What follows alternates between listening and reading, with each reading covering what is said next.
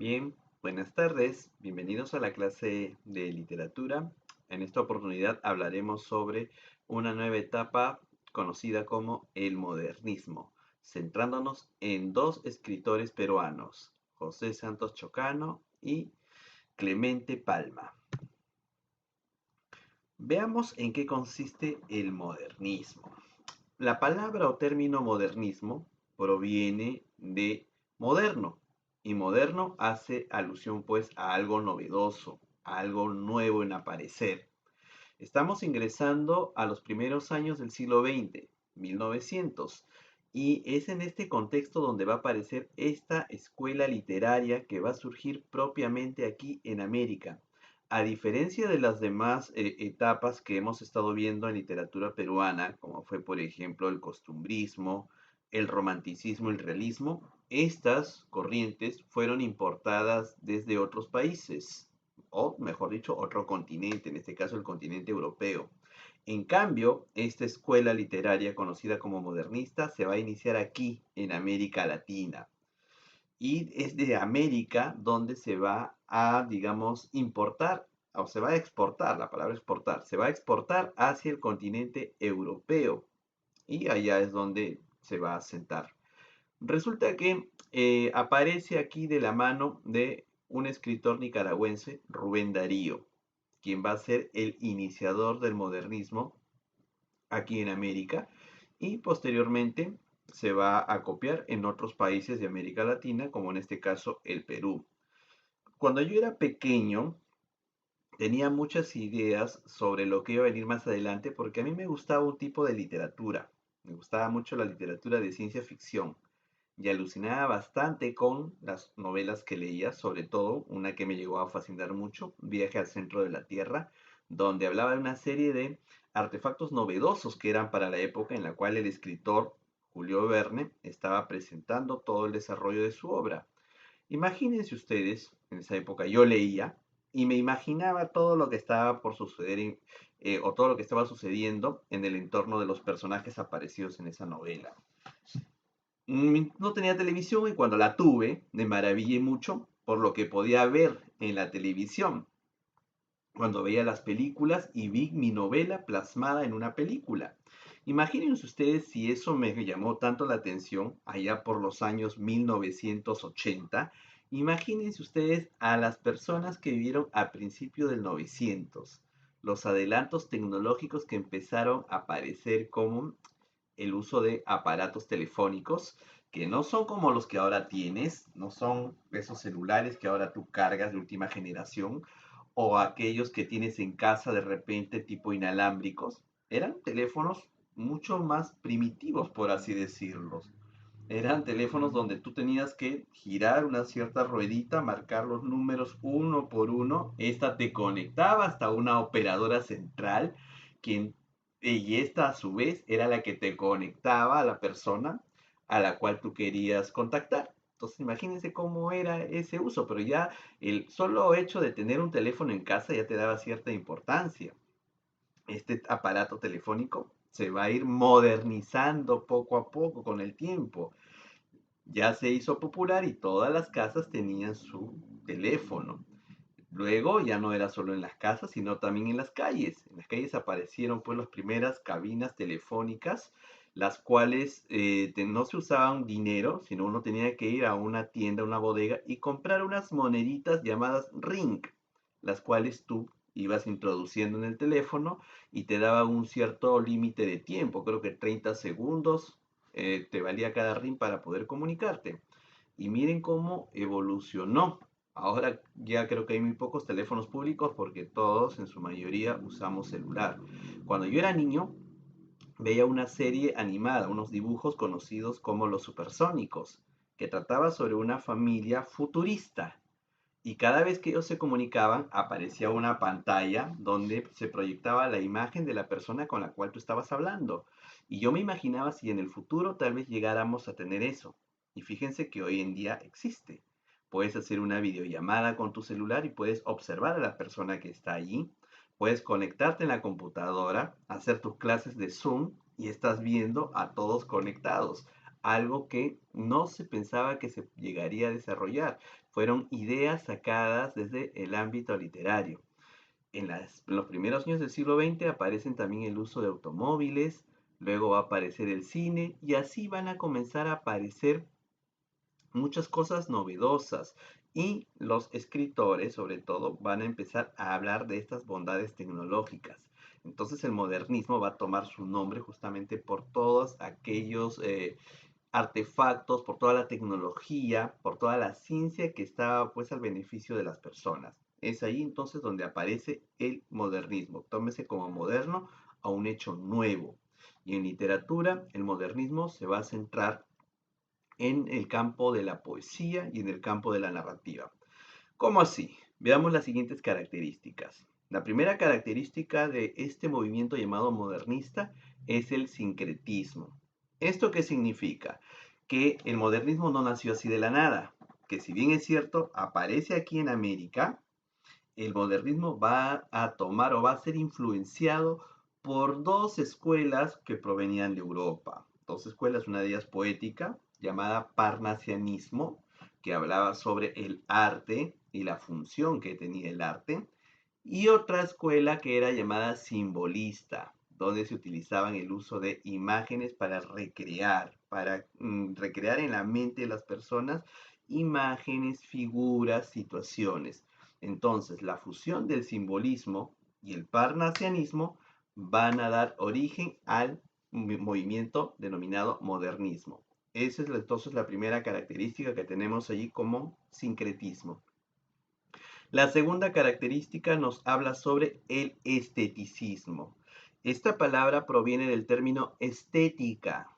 Ustedes han escuchado hablar sobre estética, sobre todo de repente tal vez a las personas mayores cuando dicen voy a ir a una estética y salen de casa y a dónde se dirigen a lo que conocemos como peluquerías o centros de belleza, ¿cierto?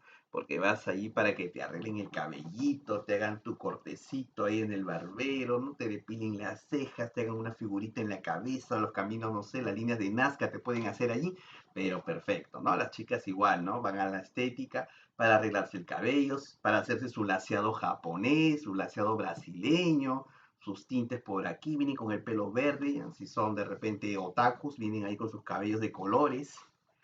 Entonces vemos que la estética se encarga pues de realzar, de darnos un matiz diferente. Y en el campo de la literatura, la estética tenía que ver con la belleza de la palabra, la forma en que tú ibas a seleccionar una palabra y esa palabra mostrarla con todo su esplendor, toda su hermosura. La siguiente característica dice cosmopolitismo. La palabra cosmopolita hace referencia a que en un lugar se van a reunir diferentes tipos de personas. Por ejemplo, Estados Unidos tiene una ciudad llamada Nueva York. Nueva York es considerado como una ciudad cosmopolita. ¿Por qué? Porque ahí se reúnen personas de diferentes países. Si uno viaja a los Estados Unidos y te vas a Nueva York, te vas a encontrar con latinos, asiáticos, europeos, africanos, todos viviendo en un solo lugar. Entonces el cosmopolitismo lo que hace es justamente reunir personas de diferentes lugares. Y cuando hablamos de en el campo de la literatura, hace referencia a que los textos no van a hablar únicamente del territorio al cual pertenecen. Es decir, aquí estamos hablando del modernismo que aparece en América, pero no significa que únicamente se van a centrar en América, sino que sus personajes y las situaciones de sus obras se van a distribuir en diferentes países. Uso de símbolos. Si la primera característica nos decía que era sincretista porque juntaba el simbolismo, entonces es obvio que una de las características principales es el uso de símbolos o imágenes. El cisne, por ejemplo, era el símbolo más utilizado por los modernistas, ya que el cisne representa ¿qué cosa?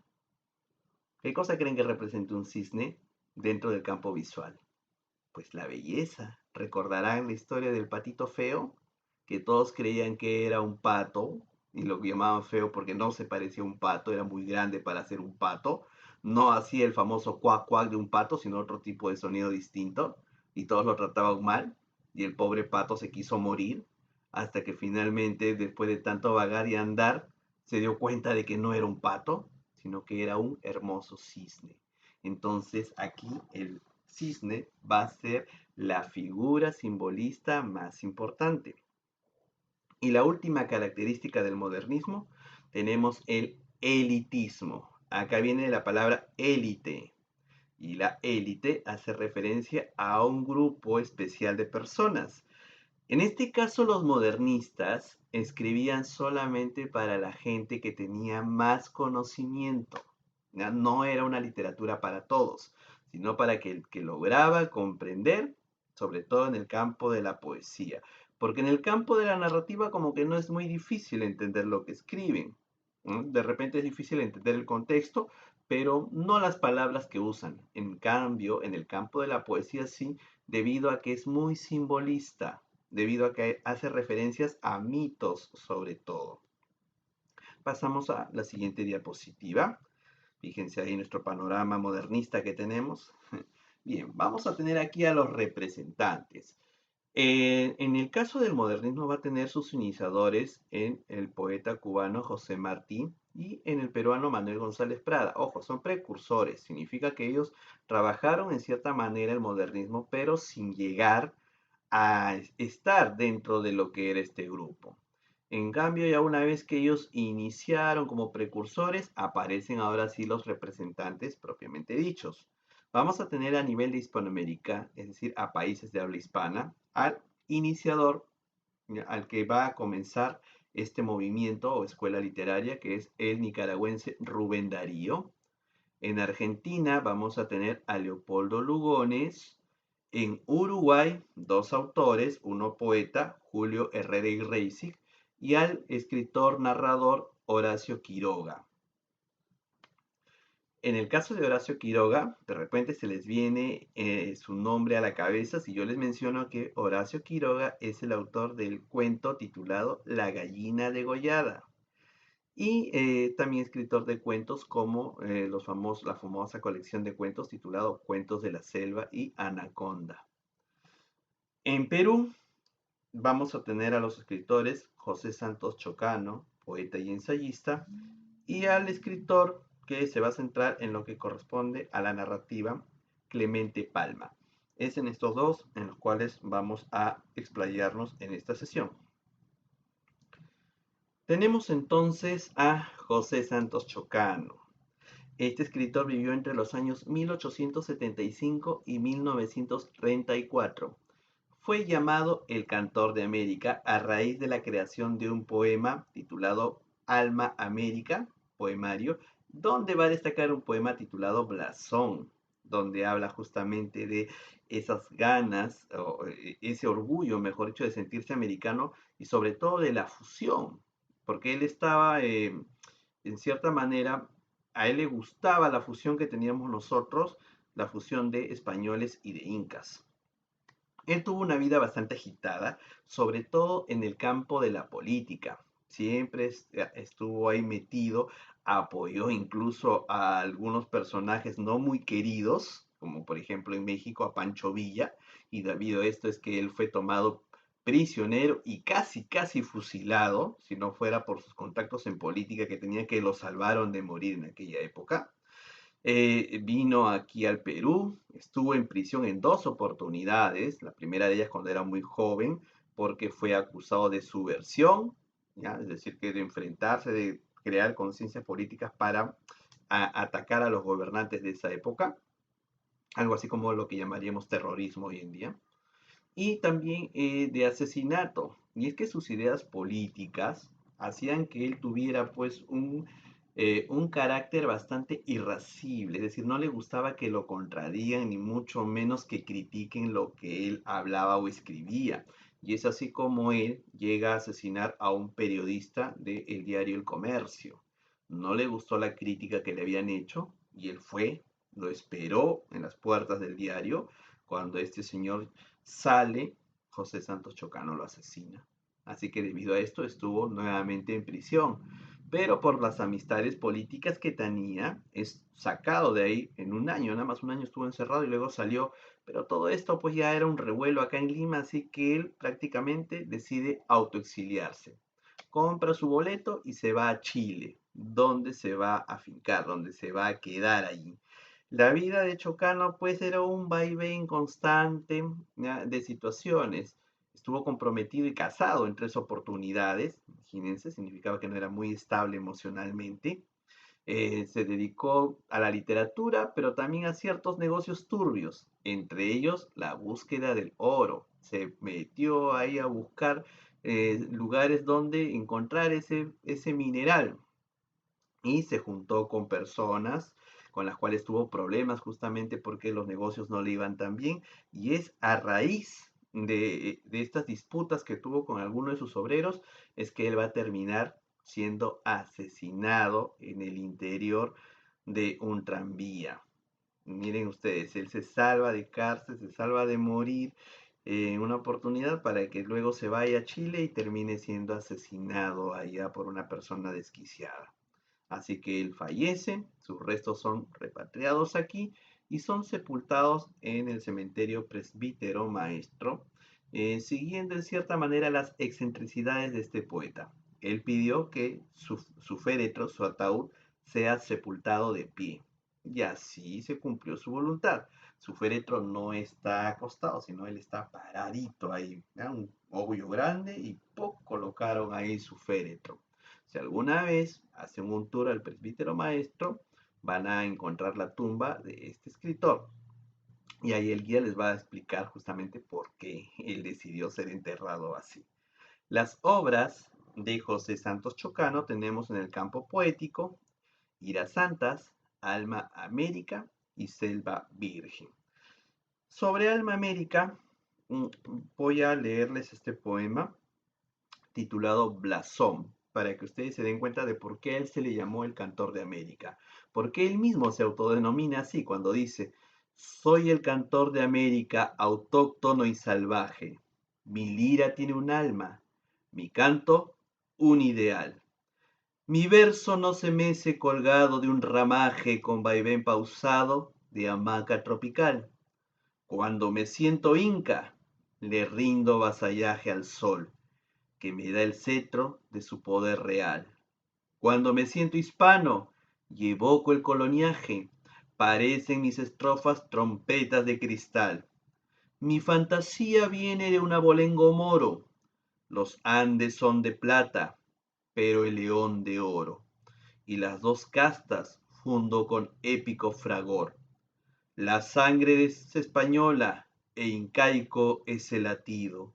Y de no ser poeta, quizá yo hubiera sido un blanco aventurero o un indio emperador.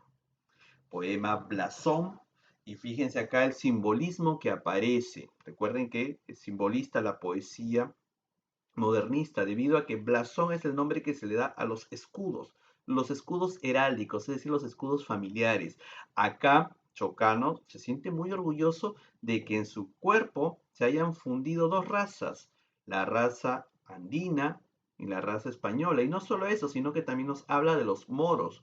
Los moros son los árabes, y recuerden que los árabes en su momento invadieron España y se fusionaron también con ellos, con los españoles. Entonces acá nos está hablando de un crisol de personalidades. Y él por eso habla pues de que los Andes son de plata, pero el león de oro. León haciendo referencia justamente a los españoles. Y él habla de que hay momentos en que se siente inca, hay momentos en cambio en los que se siente pues un conquistador, haciendo alusión entonces a España. Esa raíz de este poema es que él va a ser considerado como el cantor de América, José Santos Chocano. Y vamos ahora al siguiente representante y con el cual finalizaremos esta sesión, que es Clemente Palma, quien vivió entre los años de 1872 y 1946. El apellido les puede resultar familiar, porque resulta que Clemente Palma es hijo del escritor don Ricardo Palma. Por lo tanto, la vena literaria la sacó al papá. Él va a ser una figura, digamos, muy innovadora en su momento. ¿Recuerdan que al inicio yo les hablaba pues del futurismo, la ciencia ficción? Pues resulta que Clemente Palma escribe cuentos futuristas. Él ya se está proyectando sin tener todavía una idea certera de qué cosa era el futurismo, pero ya al ver las cosas nuevas que están apareciendo, empieza a proyectar eso en sus cuentos. No solo eso, sino que él también causaba demasiada polémica con sus juicios literarios, y es que él era considerado el mejor crítico en su momento. Y justo en ese momento, donde él tenía todavía, digamos que, la potestad de darle juicio de valor a una obra, es cuando aparece en escena César Vallejo. César Vallejo va a buscar a Clemente Palma porque necesitaba que valore la obra que él estaba ya produciendo. Pero Clemente Palma le da un juicio muy bajo a la obra de Vallejo. Prácticamente le dice que su librito, sus poemas, nada que ver, no sirven. Y Vallejo pues va a tener que ausentarse por un tiempo del mundo de la literatura porque aquí Clemente Palma era bastante influyente. Aquí vemos entonces que Clemente incursiona, como les dije, en lo que era la ciencia ficción. Los temas más recurrentes que él tiene son el horror, la fantasía y el tema por lo macabro. Dentro de sus obras, futuristas sobre todo, tenemos La última rubia, que es un cuento, y su novela XYZ. Aparte tiene El día trágico y Aventuras del hombre que no nació. Su novela XYZ, él se adelanta mucho al tema de la clonación. ¿Qué entendemos nosotros por clonar? Hace, digamos, una década se empezó a hablar de lo que era la clonación, el hecho de producir a un nuevo ser, producto solamente de las células de esa persona. ¿Recuerdan ustedes la clonación de la famosa oveja Dolly? Que mediante células se creó un ser igual a otro. Pues ya entonces empezó a hablar de que los seres humanos también podían ser clonados. Pero eso ya pertenece a parte de la ética. O sea, la ciencia está en cierta manera prohibiendo el caso de la clonación humana porque sería como una especie de jugar a ser un dios. Así que todavía no hay seres humanos clonados oficialmente. Quién sabe si escondidas lo hayan hecho. En el caso de su cuento La última rubia, nos habla también de un futuro muy lejano, a partir del año 3000, donde nos menciona que en el año 3600 y algo, no recuerdo exactamente la fecha, un mineral que es el oro ha desaparecido completamente de la faz del mundo. Ya no hay oro por ningún lado. Así que los únicos objetos de oro se encuentran en ciertos museos donde hay una estatuilla antigua de oro chiquitita. En otro lugar hay monedas de oro y debido a que este mineral ya no existe, su valor es incalculable, es decir, que basta con un poquito de oro para que tú te vuelvas súper millonario. Nos presenta aquí a un personaje que le gusta mucho la lectura antigua y por lo tanto él ha conseguido en uno de sus libros antiguos un libro sobre alquimia. La alquimia era la antigua ciencia anterior a la química que nos hablaba o trabajaba la temática sobre la existencia de la famosa piedra filosofal, aquella que podía convertir cualquier elemento en oro. Así que él consigue una receta para crear oro, pero para la suerte de este señor, uno de los ingredientes era cabello rubio de una mujer. Y para aquel entonces tampoco, o sea, aparte del oro, tampoco habían personas de cabello rubio. ¿Y esto por qué? Porque según nos cuenta el personaje, durante todos los años que habían transcurrido, los asiáticos habían inmigrado por todos los países y ahora toda la gente tenía cabello negro y así paraditos, tenían ojitos rasgaditos y nariz bien chata. Es decir, los asiáticos se habían mezclado con todos y ahora todos parecíamos asiáticos. Así que aquellas chicas que les gusta el grupo, ¿cómo se pronuncia? BTS, BTS, bueno, imagínense, ¿no? Puros así, chinitos, coreanitos, así, por todos lados. Así era ese mundo. Y el personaje central era una mezcla peor, porque tenía descendencia árabe, descendencia europea, descendencia china, era una mezcla, era un trica prácticamente este pobre. Y él estaba buscando desesperadamente a una mujer rubia para conseguir el cabello. empieza a ver en su álbum familiar y descubre que tiene un pariente que se ha mudado a una región de la Antártida y que al parecer es el único que ha mantenido la pureza de sangre de su familia. Así que se va a visitar a este lejano pariente. Llega a la casa de ese tío y descubre que es un hombre que no tiene una posición económica buena, es decir, digamos que es un poco pobretón, pero es bastante ambicioso. Y cuando él se presenta como un pariente suyo, un sobrino, este señor lo rechaza, le dice, ¿quieres ser mi sobrino? Tú, oye, si mira esos ojos, tú eres un asiático, fuera de acá, tú no eres mi sobrino. Yo soy tu sobrino, le dice, mira que por el álbum familiar aquí yo veo que soy pariente tuyo. Y dice, bueno, está bien, serás mi sobrino, pero no pienses que te vas a quedar en mi casa porque no tengo lugar para ti. Así que este hombre, como tiene un poco más de dinero, se construye una vivienda cercana y está ahí prácticamente visitando siempre al tío, invitándole cositas. ¿Por qué? Porque él quiere que le presente a su hija, porque sabe que este tío tiene una hija.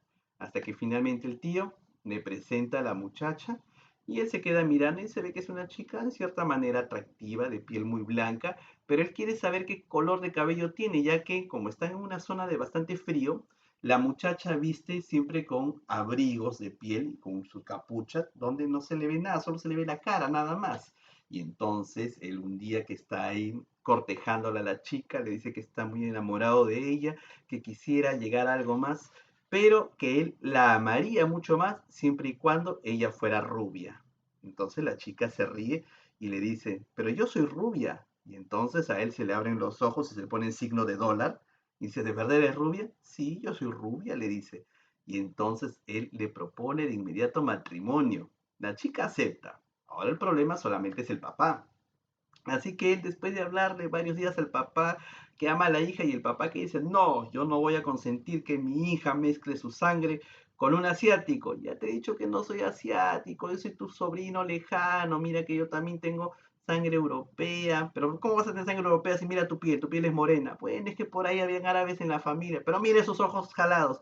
Sí, es que también la abuela se metió con un chino, pero ya, pues yo también soy de tu familia, así que no te preocupes, aparte que yo ya tengo en mis manos un negocio que me puede dar mucho dinero y yo voy a compartir ese dinero contigo. Entonces al tío también le brillan los ojos y ¡pum! Signo de dólar. De inmediato, vamos a fijar fecha de matrimonio entonces. Así que él se siente contento, el joven, busca a la chica para darle la buena noticia de que se van a casar. La chica muy contenta lo abraza, se quita la capucha y sí, pues él puede ver la cabellera dorada de ella, ¿no? Cabellera rubia. Y así que llega el día del matrimonio, se casan y él está más preocupado por la fórmula. Necesita crear oro, así que le pide a su esposa, porque ya se había casado, que le regale uno de sus rizos dorados. La chica dice, bueno, toma mi rizo, se corta uno de ellos y le da. Él se va a su laboratorio, empieza a mezclar ahí en sus pomos, agita, y la fórmula decía que tenía que ese preparado, que estaba en un frasco de cristal, tenía que meterle una cueva oscura salitrosa y dejarlo ahí por buen tiempo, que no le dé nada de la luz. Y él lo tuvo ahí oculto varios meses hasta que después va a buscar su botella. Cuando obtiene la botella, la mira y ve pues que se ha empolvado todo por encima, así que desesperado limpia porque quiere ver el oro que se ha formado con todos los ingredientes que ha mezclado. Pero cuando limpia el polvo, se da con la sorpresa de que el interior tiene el cabello que está allí, pero con un tono que así medio rojizo, medio despintado. Dice, ay caramba, dice que fallé, hice mal la fórmula. Bueno, no importa, tengo más cabellos para sacarle a mi esposa y crear nuevamente, pero esta vez siendo exacto con las medidas de todos los ingredientes. Así que de inmediato se va a su casa. Llega a su casa, pues estaba viviendo en la casa del tío, obviamente, no se había mudado a ningún lugar. Cuando abre la puerta, ve que su esposa no está por ningún lado, escucha algo en el baño, entonces él se va al baño y cuando está entrando, oye la voz de la esposa que le dice, papá, ¿eres tú? No, soy yo, querida, le dice, ah, ¿qué tal? ¿Qué haces ahí escondido? Entonces él entra al baño y ve pues ahí en el baño una vasija que contiene un líquido ahí medio verdoso y la ve a ella pues que está con el cabello también que se ha puesto una toalla y dice, ¿y ese líquido? ¿Qué estás haciendo? Y ella se ríe y le dice, ay, bueno, ya, ¿para qué te voy a ocultar las cosas si ya estamos casados? Es para que me siga viendo más hermosa para ti, pues. Se quita la toalla y él se da cuenta que lo que está usando ahí es un tinte para cabello. Y él le dice, pero ¿por qué has hecho esto? Eres una estúpida, le dice. ¿Pero qué te pasa? Le dice ella. ¿Cómo que qué me pasa? ¿Qué me pasa? Yo te quería rubia natural, no rubia al pomo, no te quiero más. Y él se va desesperado porque él estaba buscando una rubia natural.